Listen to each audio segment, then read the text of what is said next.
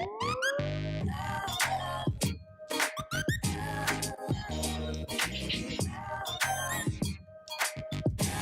everybody. Welcome back. I'm here with my guest, Melanie Touchstone, the Director of Digital Marketing for the Metro Atlanta Chamber.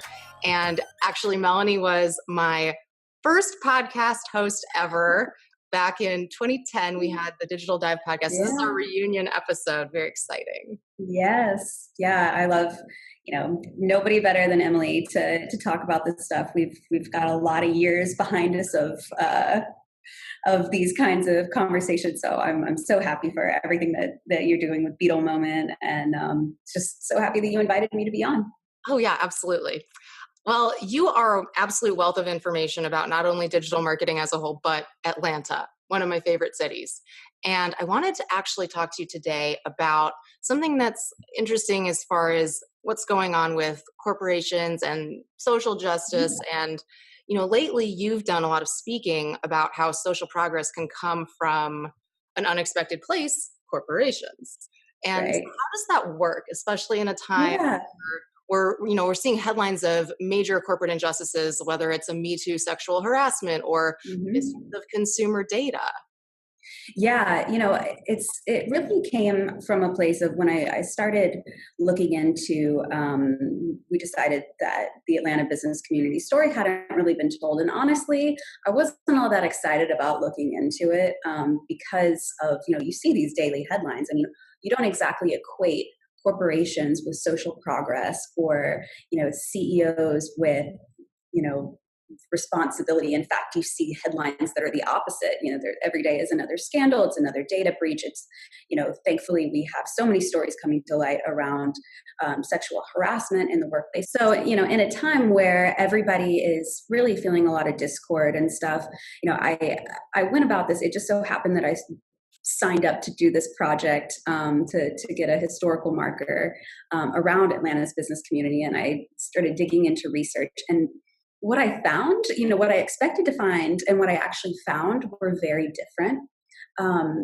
What I actually found was that there is a very strong tie, a very powerful bridge between the business community and social progress. Now, it hasn't always been good. In fact, a lot of it is not good at all. And, there's a very good reason why businesses and corporations have earned the reputation that they have. But it's like every once in a while, you'll come across a story that really is so inspiring and makes you realize that, for me here in Atlanta, there is this long history there of these companies that have stepped up and really impacted social change. Okay. So the companies that have impacted social change, who comes to mind? Well, so I'll tell you one story that is actually my favorite story, and it's so Atlanta, and it doesn't get told enough. So I hope I do it justice. But basically, in 1965, we're in the middle of the civil rights movement. All eyes are on the South, and things are going terribly awry, especially in cities like Little Rock and Birmingham. There's just so much violence. It's a really dark time for the nation. And, Atlanta had very purposefully worked to portray this image of progressiveness. They had managed to have minimal violence and chaos around school desegregations and like the 1961 sit-ins where Ivan Allen Jr., actually president of the chamber, and Martin Luther King Jr. Sat down and found peaceful resolutions for those during those protests and sit-ins. And so it's a time where we're doing okay, but not great.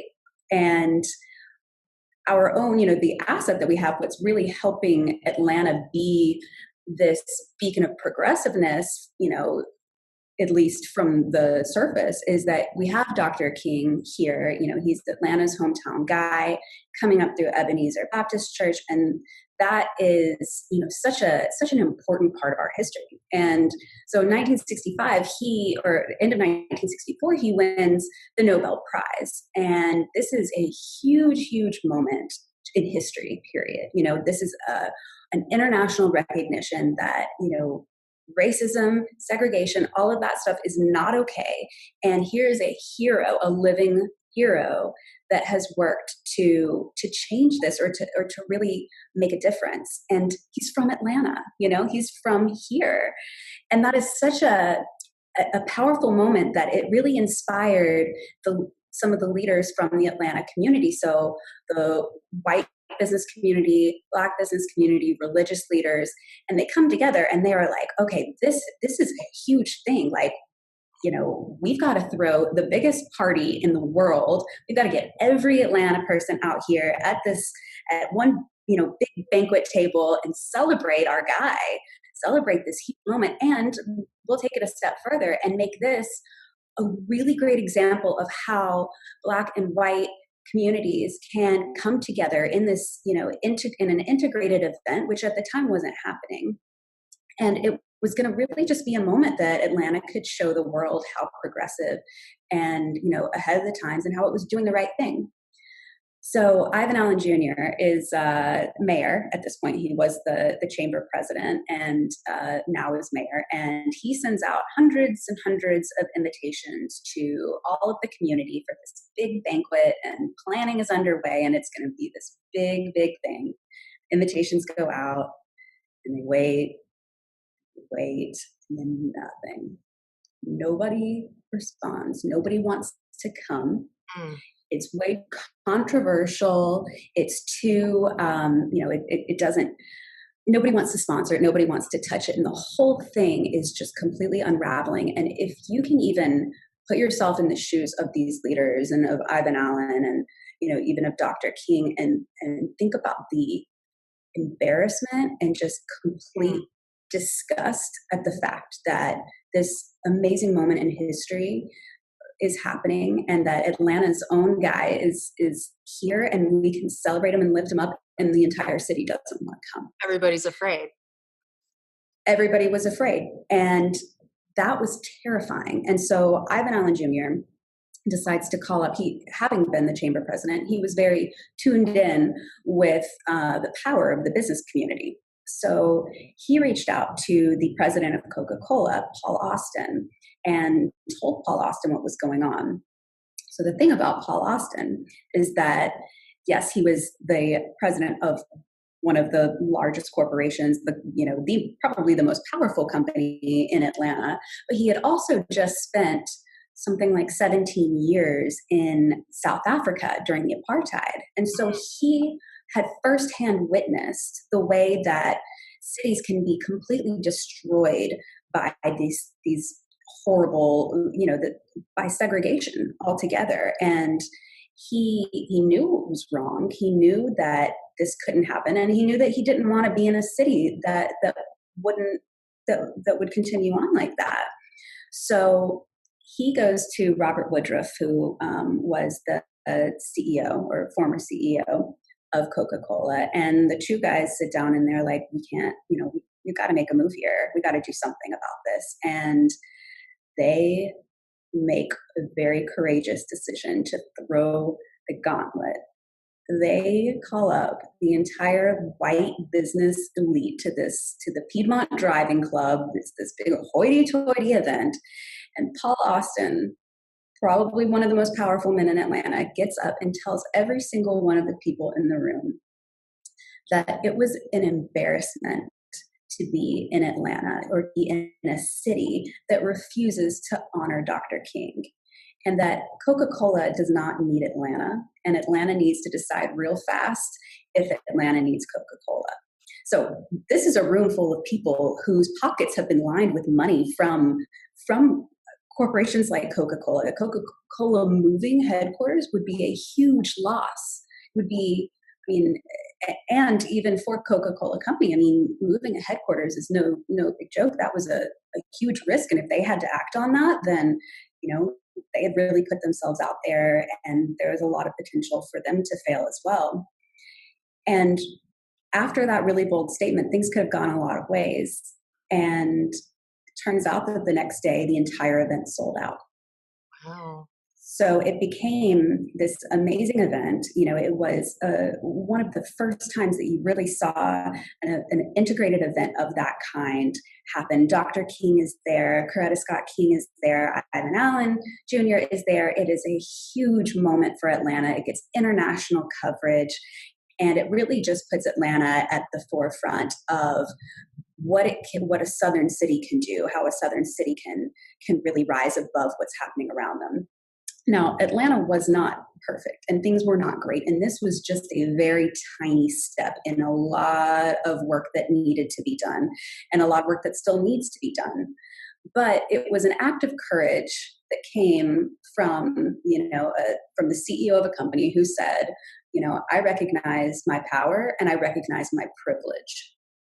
And I'm going to do something about this, and I'm going to put it on the line to do what's right.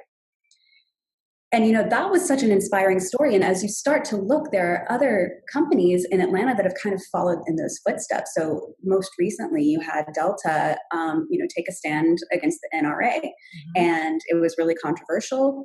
They risked jet fuel tax exemptions, which, is actually in legislative session right now to re-examine. But there are a lot of companies, even with House Bill 757 several years ago, a bunch of companies that came together, hundreds, to speak out against anti-LGBTQ legislation. So it's happening. We just need for it to happen more. And so the call to action that I usually share with people is that really think about who you're working for. Are you working for a company that recognizes or that reflects the same values that you have? Are you working for a company that would be willing to stand in front of the Piedmont Driving Club in 1965 and tell a room of white rich men that if they don't get it together, you're going to completely uproot your company? Find employers, seek employers like that, and spend your money on brands and companies that have taken a public stance. Research them, do a little work, and encourage it. Because even though the means aren't always altruistic for these companies to act in this way, the fact that they're, any change that they are making for whatever reason they're doing it is important. And that's how we're going to progress as a society. Now with political turmoil, it's a tool in front of us that we haven't really utilized. I totally agree. I mean, I always vote with my dollar. Every dollar I spend, I don't want to give it to a company that stands for something I don't believe in. I have other options. We all do as consumers, and the information is more readily available than ever. So. Yeah. Absolutely. And you can look up, there are coalitions out there, business coalitions where businesses have signed different pledges. Georgia Prospers is an example of one that hundreds of businesses have signed to try and keep Atlanta welcoming and opening to everybody. So do the research, do the work, and support the companies that are taking a stand. That's a great call to action. On that note, we're out of time, but thank you so much for sharing that neat story. I had never heard. That's 1965, man.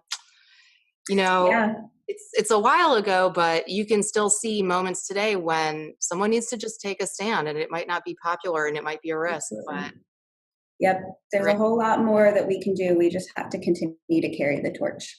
Carry the torch. I love it. Okay, well, Melanie Touchstone, Director of Digital Marketing at the Metro Atlanta Chamber, thank you so much for joining us today. Tell people where they can find you.